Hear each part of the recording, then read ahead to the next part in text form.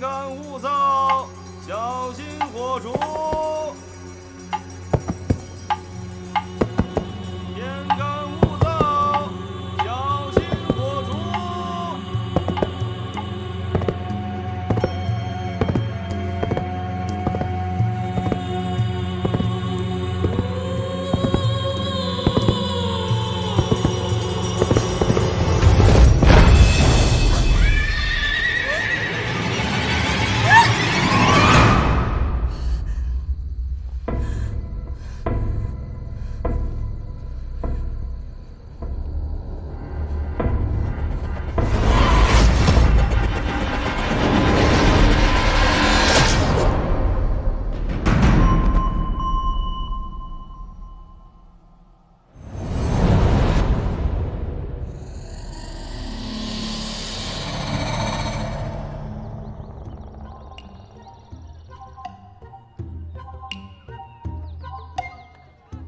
哎，四娘，生意太好，你悠着点接客，空房都快没了。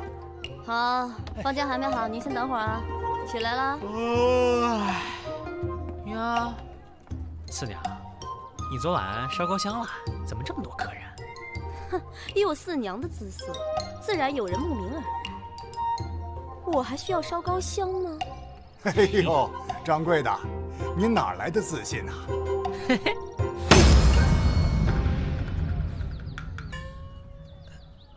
咋啦？不服啊？服，老板娘，我的房。等着。哎，打听一下，今天什么日子？小哥，这事儿你都不知道啊？不知道啊。啊？看他年纪轻轻的，相貌也不错，怎么连这事都不知道啊？就是啊，你不会连燕春阁都没去过吧？没去过啊，怎么了？燕春阁头牌青云姑娘拍卖出夜权，大家从各地赶来啊，都想得一夜之欢呢。那干嘛非得住凡舍啊？住燕春阁去啊！嗨，燕春阁满房了，否则谁住这破地儿？就是。我说你俩，一个长得人模狗样，一个年纪一大把，有钱的话多做点善事儿，保住身体吧。哎呀，不好意思，只剩1间房了。哎，老板，我要，给我我要房，先回答我一个问题：我美吗？美若天仙，艳如桃李，说的就是你啊！谁说你不美啊？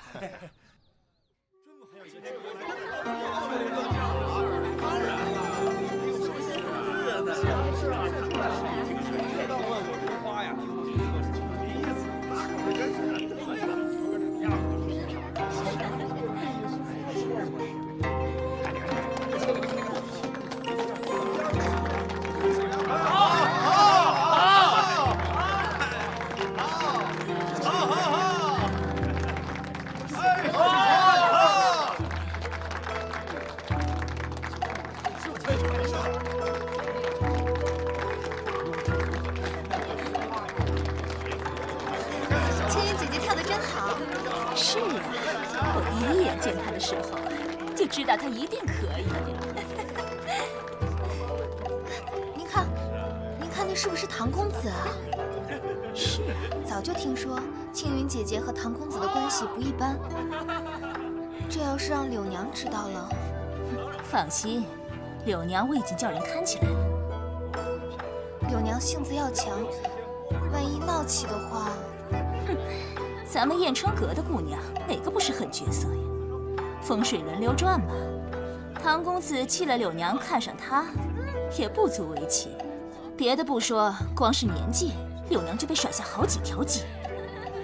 要不然这头牌的位置，如今怎么会是青云的？男人嘛，都是见一个爱一个的。不过今天还是得按规矩来，也算是考验考验这唐公子对青云到底有多喜欢。怎么考验？哎呀，你傻呀！唐公子他要是够喜欢青云，待会儿竞标的时候，这钱上……我懂了。要是唐公子够喜欢青云，那钱上一定不会小气。不好了，里面闹起来了。走。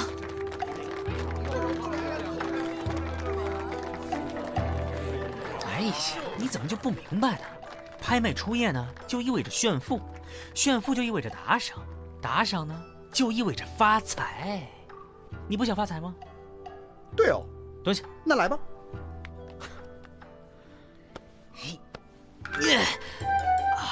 哎，咱俩为啥不走正门呢？哎呀，街坊看见了，说咱俩是嫖客，脸往哪儿搁呀？先说好了啊，赚了钱的对皮，独吞死全家。哎，废话咋那么多呢？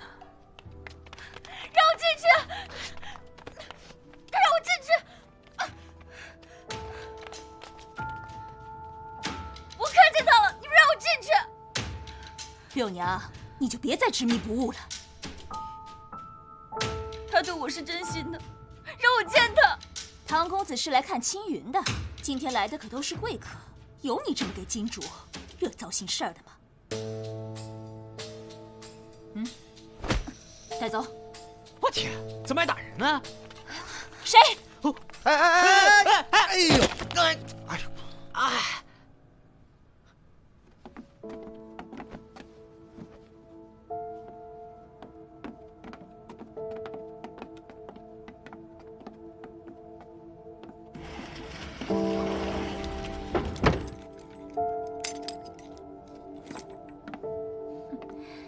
暂且让他在这儿待着吧，过了今天，让他滚。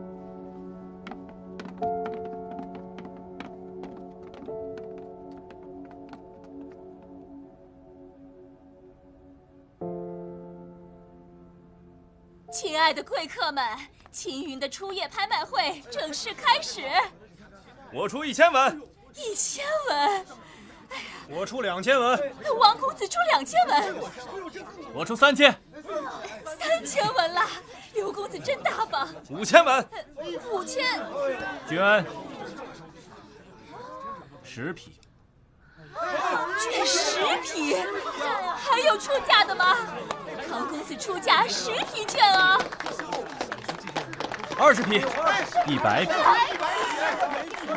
唐公子券100匹，还有出价的没有？在跟本公子叫板吗？哎，算了，人家可是唐家公子。恭喜唐公子！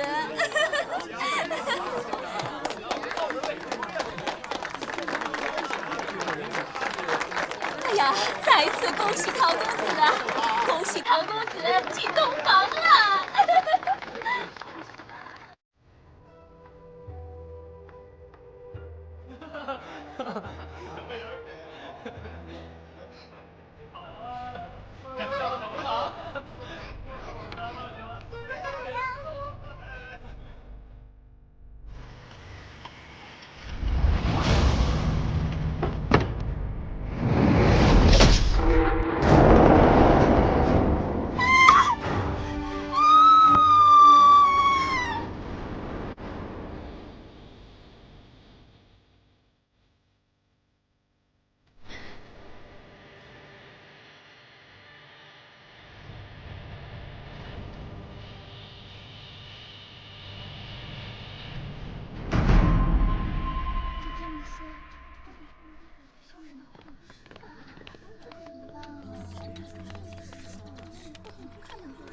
李少卿，尸体呢？在楼上。双燕，去楼上看看。这里好气派啊！李少卿，这件案子有些蹊跷。怎么蹊跷？10年之前，我们几人正在巡夜，见一名妇人宵禁后骑马上街。我们跟过去一看，那名妇人被拿了一剑刺死。事后得知，她是铸剑师郑世杰之妻。据说，郑世杰铸成宝剑之后，忽然暴毙。在那之后，其妻女也先后死于非命。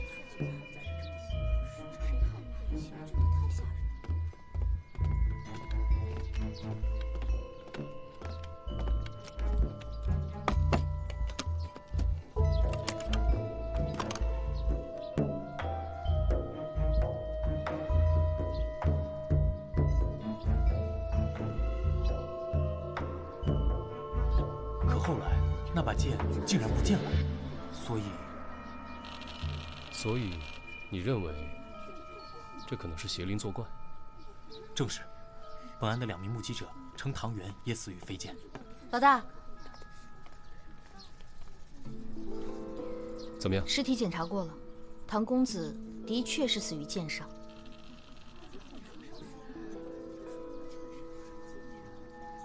萨摩，你觉得？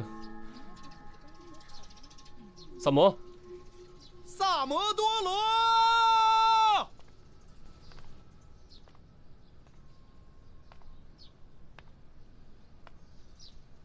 什么？柳娘跑了？我不是让你把她看好的吗？属下无能。闭嘴！此事不许声张。我看唐元八成就是他杀的。这要让外人知道，以后这生意还怎么做啊？谁？我胆敢在此偷听？我没偷听啊。那你在做什么？听。上。大胆！大理寺办案。官人别误会呀。方才我确实是提到了柳娘杀人，但也只是猜测，并无证据。那柳娘现在人在哪？跑了。找到她。是。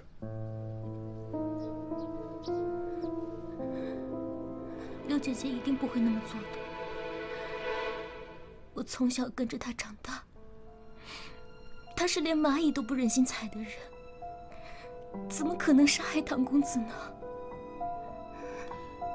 你既然知道她爱慕唐公子，你还……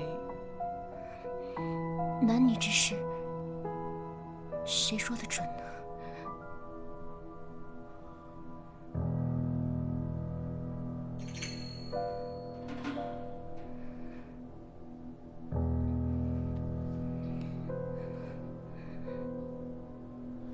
看来你还真是挺爱慕唐公子的嘛，把他的名字戴在手上。明见笑。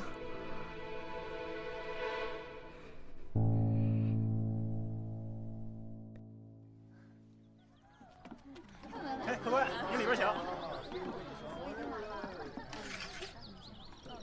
来，李兄，来，你们喝一个啊。这剑怎么看，也就是把普通的剑啊。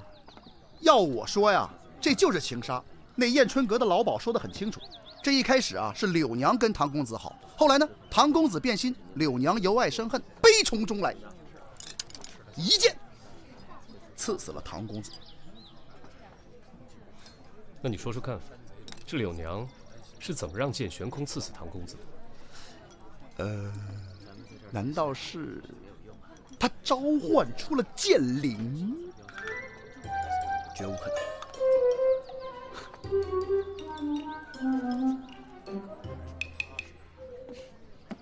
哎，干嘛去？我要再去看看青云姑娘的房间。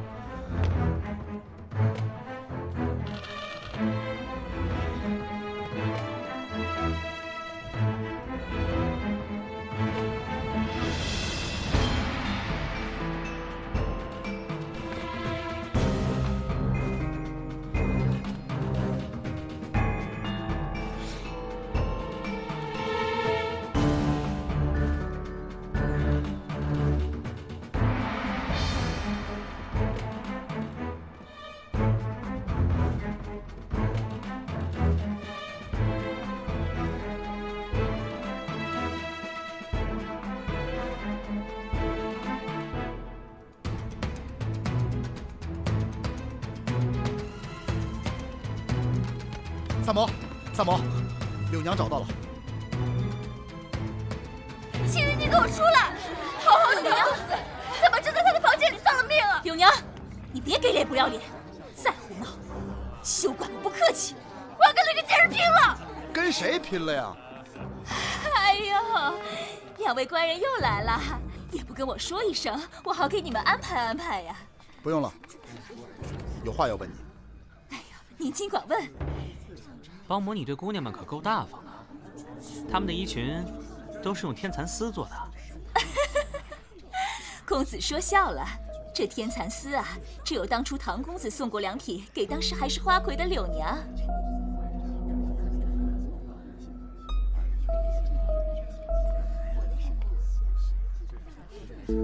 柳娘，事到如今，你还不认罪吗？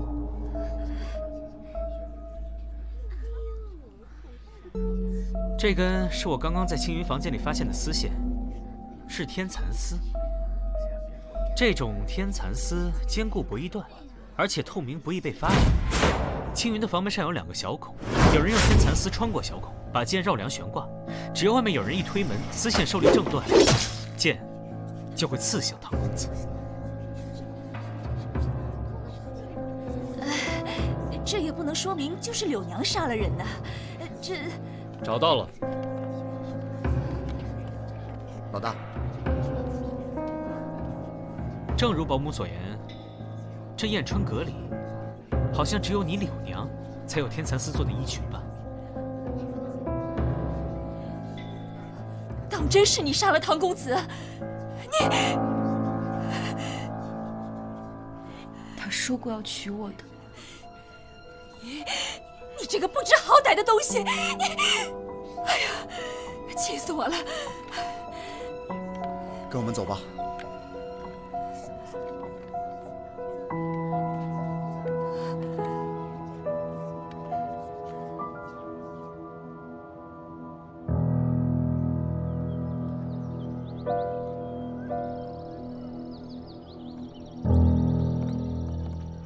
想不到这个柳娘啊，还是个情种。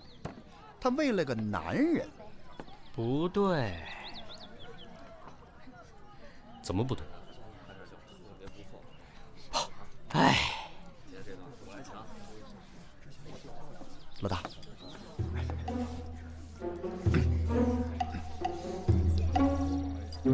哎。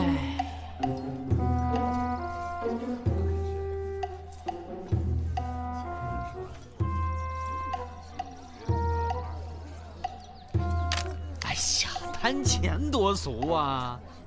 哎，关于这个案子，我是这么看：尽管能够用机关暗算唐公子，唐公子又不傻，他干嘛不躲呢？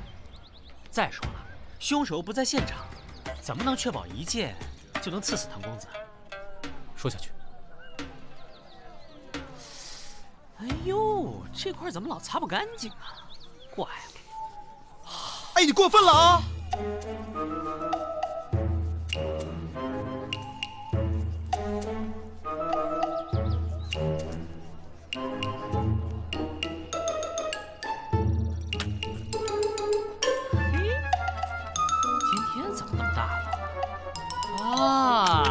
你会不会是看上柳娘了？依我看，她都已经认罪了，没有必要再追究嘛。哎，本着对每一个生命都负责的态度，查，使劲查。哎，对了，如果真的是柳娘做的，她为什么一定要按照10年前的方法来杀害唐公子呢？难道咱们抓错人了？我现在就回大理寺，让他们把人放了。等等，不行，现在是柳娘自己认的罪，没找到真凶前，不能轻易把她放出来。依我看嘛，我们还得先从那把剑入手。这就是你们铺子里面全部的布样了吗？啊，是。行，我再看看。哟，哎，老板啊，这家店以前是铸剑铺吧？两位官人，还是请你们离开吧。啊，我们是大理寺的，请你配合调查。老板，你也别怕，我们就随便问几个问题。两位官人是不知道啊，当初我盘下这家店，是费了很大功夫啊。盘下了之后才知道，这里原来横死过一家3口人。你对那一家3口了解吗？只听说那对夫妻是有名的铸剑师，向来是乐善好施，平素也没听说得罪过谁呀。恐怕是得罪了剑灵，才遭致横祸呀。剑灵？是这个吗？哎，不是，这就是当时那把剑哦。离我远点。天灵，怎么？我老王从来没做过什么亏心事啊。我再问最后一个问题：周围店铺有没有与当时这对夫妇比较相熟的？难了，连花儿都一天一个样，就别说这长安城里的铺子了，您明天来看到这一条街都换了新铺子，哎，那都不稀奇呀。走，哎，去唐公子府上看看。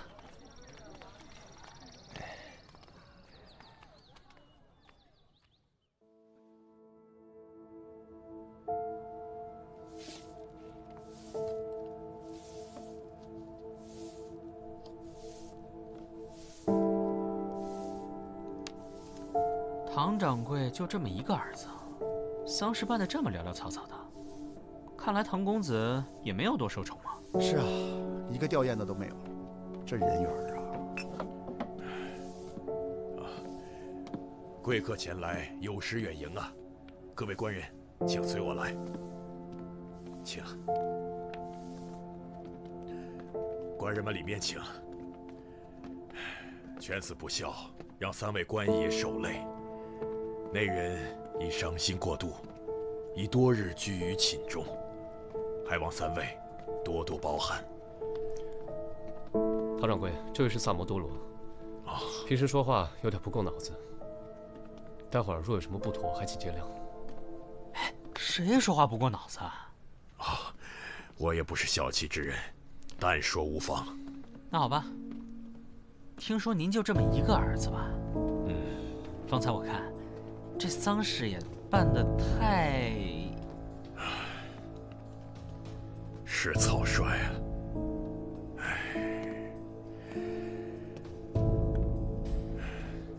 说出来都丢人呐！我这犬子竟然在那种地方丧命啊！家门不幸啊，怎么生出这么个孽子啊？唐掌柜，容我多嘴问一句，贵公子可得罪过其他什么人吗？他整日一副吊儿郎当的样子，恐怕早已招惹了不少人。我看呢，就算他不是被那妓女所杀，早早晚晚也会死于非命啊！依我看，他就是活该呀！不提了，不提了。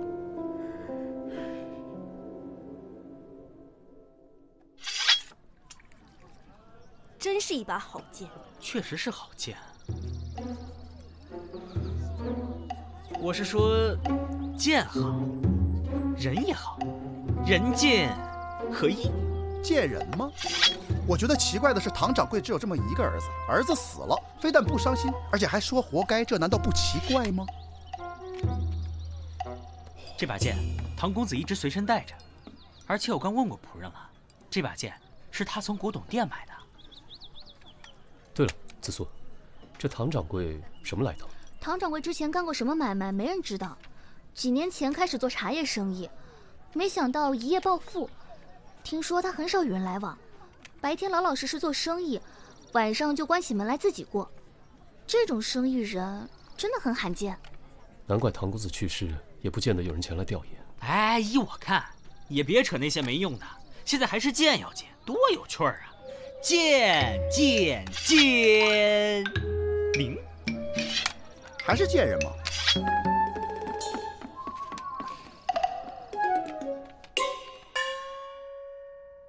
这把剑虽然是我卖给唐公子的，但他的死真的跟我一点关系都没有啊！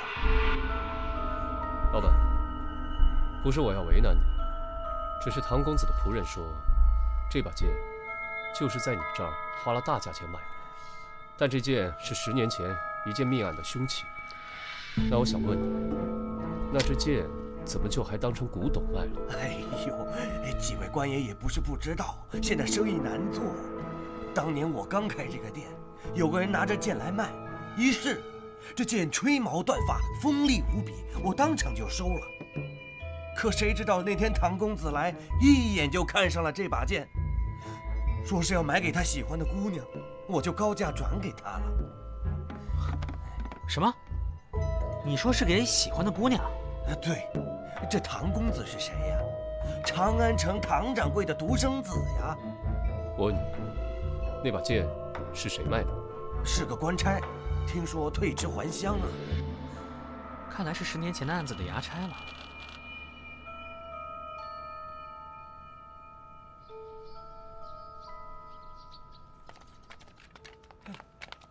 禀少卿，当年的衙差带到。官人，小的冤枉，小的冤枉，小的当时就是缺点钱，小的哪儿也不行，就是跑得快。那天我第一个赶到案发现场，但是当我到的时候，那妇人已经躺在地上了。小的一时财迷心窍，才将这剑偷偷地藏了起来。也就是说，根本没有什么剑悬空刺死那妇人之事。啊！小的该死，小的该死！当时我看见那妇人胸口插着剑，四下无人，必是鬼神。我一说剑灵杀人，大家全都慌了，吓得六神无主。我这才得空，把剑藏起来带走。原来你就是罪魁祸首，侵吞私财，散播谣言，该当何罪？官人饶命！官人饶命！饶命啊！官人，小的也是被人所惑。之前我见过那剑，有人告诉我剑里藏着剑灵，否则见了死人，我也不会往那儿想啊。我问你，告诉你说剑里有剑灵的人是谁？是铸剑师郑氏的他们家伙计，好像叫阿全。阿全？10年前正是一家3口的灭门案。哎，还请紫苏姑娘帮忙查一查，看看伙计里面有没有一个叫阿全的，他的全名是啥？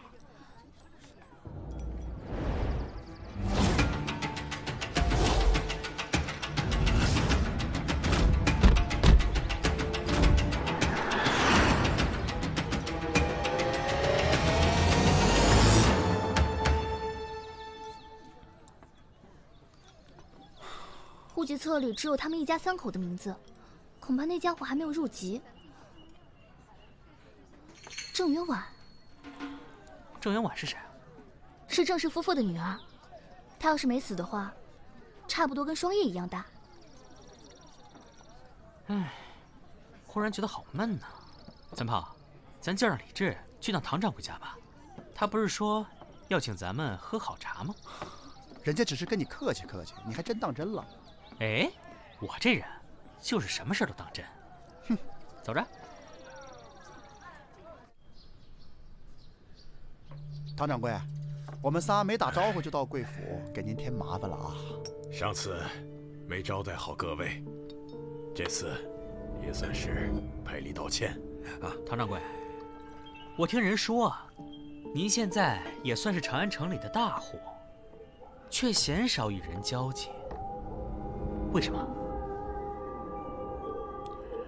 我猜，应该您是生性内敛，不善交际，对不对？看来你是很了解老夫啊。唐掌柜，您做茶叶生意，差不多也10年了吧？是啊。10年前，你是做什么的？一介农夫。哦，10年前，您可曾认识一对铸剑的郑氏夫妇？不曾认识。哦，那我一定是猜错了。您手心的粗茧，以及肩膀上的肌肉，原来是耕田所致。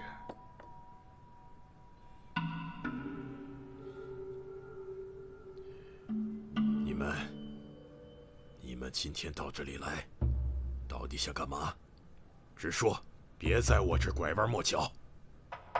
阿全，阿全是您小名吗？我说过，我不认识郑氏夫妇。哎，你招了？什么？哎，我之前又没说过阿全跟郑氏夫妇相识，您又何必急着否认呢？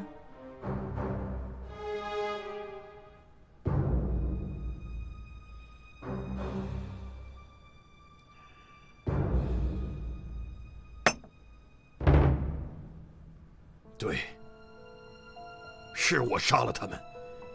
哦，可是当年我没有偷钱呐。我给他们干了那么多年，就因为少10文钱，他们就怀疑到我身上。当年我拜师学艺，他们口口声声说要教会我铸剑之术啊，可就是为了10文钱呐！从此就对我冷眼相待，非打即骂，只让我做些粗活。我偷偷铸出那把宝剑，他竟想让我把它毁了。毁我心血者，我必毁之。唐掌柜，跟我们走一趟吧。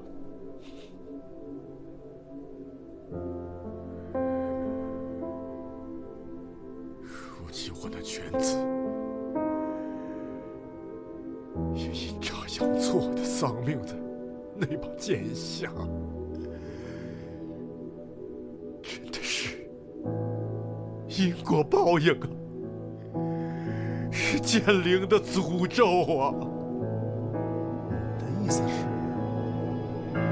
你儿子不是你杀的？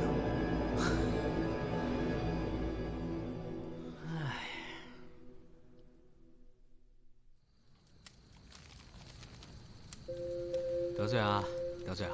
我给你烧钱了，待会儿要是见面了，你可别咬我。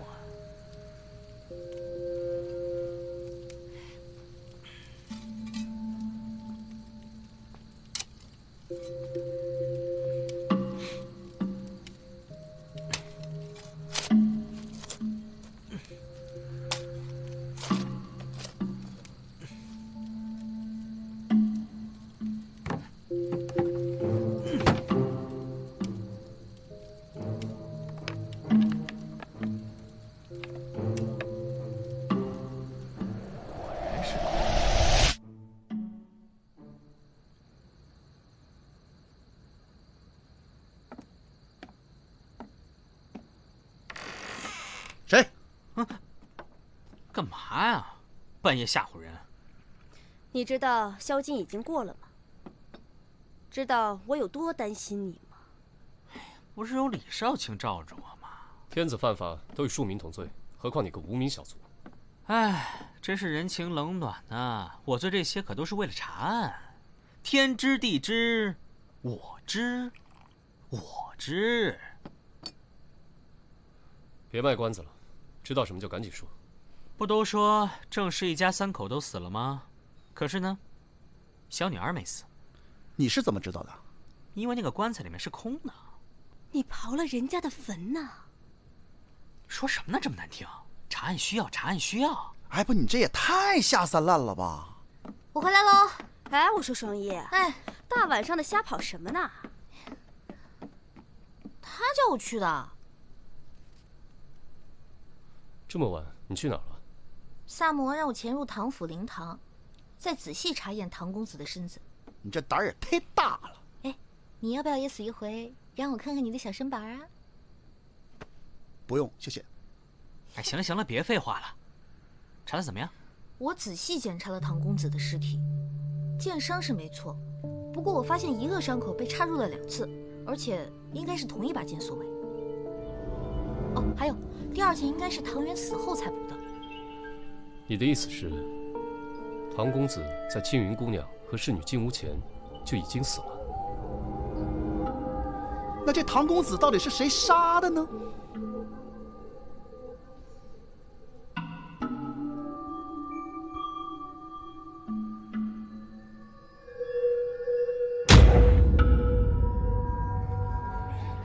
青云姑娘，杀害唐公子的凶手就是你。大理寺办案，都靠边站，谁也不许出去。靠墙。柳娘不是已经认罪了吗？再说，我有何理由要杀唐公子呢？柳娘之所以会认罪，我推测应该是她见唐公子已死，伤心欲绝，一心求死，才会替你顶罪。这不过是你的推测而已。难道仅凭推测，你就可以定我的罪吗？我能否看看你手腕上那个镯子？妇人之物，不便与男子细看。依我看，不是不便交与我看，而是根本取不下来吧。把你的右手抬起来。快点！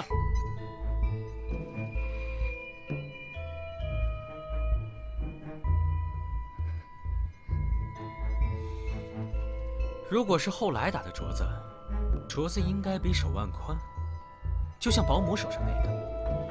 而你这个镯子，是紧紧锁在自己手腕上的。所以我想，这镯子是你从小就佩戴着的，从未取下来过吧？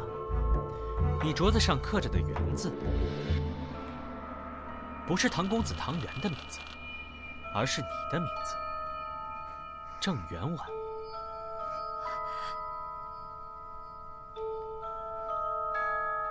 当年你父母被唐公子的父亲唐一恒杀害，你为了替父母复仇，才设计谋杀了唐公子。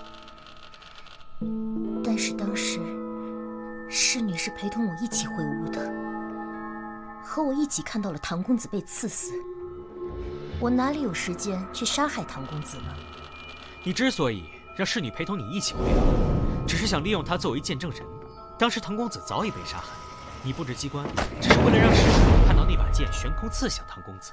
随后，你让侍女出去叫人，再利用此刻将剑插回伤口，造成飞剑刺死唐公子的假象。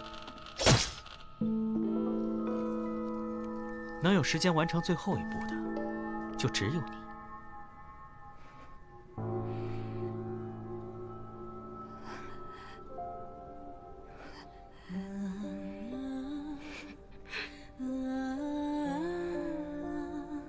当年我爹死后，我娘知道阿全会追杀我们，就安排二姑和姑父当着阿全的面，假装把我埋了。造的什么孽呀！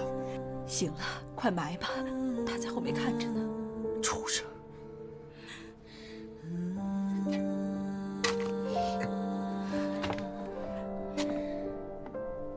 之后，我被卖到了燕春阁。从那以后，替爹娘报仇，支撑着我活到了今天。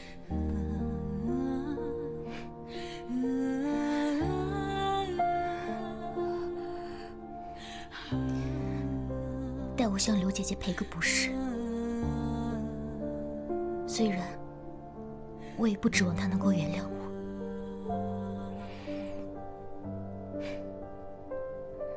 院子里的花，以后还得拜托她照顾。庆云，不要摘花。刘姐姐，这花会一直开着吗？傻瓜，没有什么花会一直开着，即使开得再艳，也总是会谢啊。哦，那这些花即使再开，也不是同一朵，还是及时摘了的好。